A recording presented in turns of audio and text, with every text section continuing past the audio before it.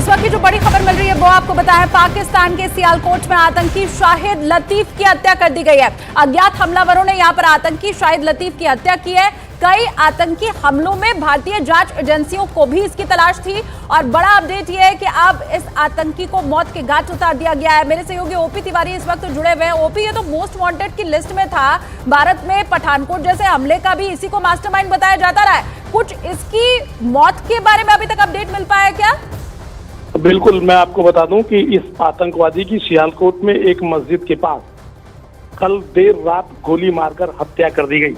इसमें एक महत्वपूर्ण डेवलपमेंट ये है कि ये अकेले की इसकी डेथ नहीं हुई है। इसके साथ आतंकवादी संगठन जैश ए मोहम्मद का एक और आतंकवादी था जो मारा गया है।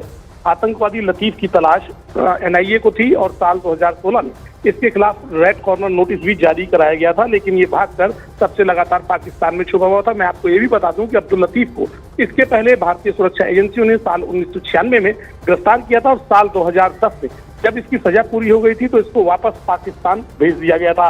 अपने दूसरे छद्म नाम से भी वहां पर रह रहा था। मुल्ला बहाउर उर्फ अब्दुल लतीफ के नाम से भी ये जाना जाता है और ये भी कहा जाता है कि कुलभूषण जाधव की जो ईरान से किडनैपिंग हुई थी उस किडनैपिंग में भी ये शख्स शामिल था। फिलहाल इस शख्स की अब पाकिस्तान में अज्ञात हमलावरों ने गोली मारकर हत्या कर दी है। इसके एक साथी की जो जैश ए मोहम्मद का आतंकवादी बताया जाता है।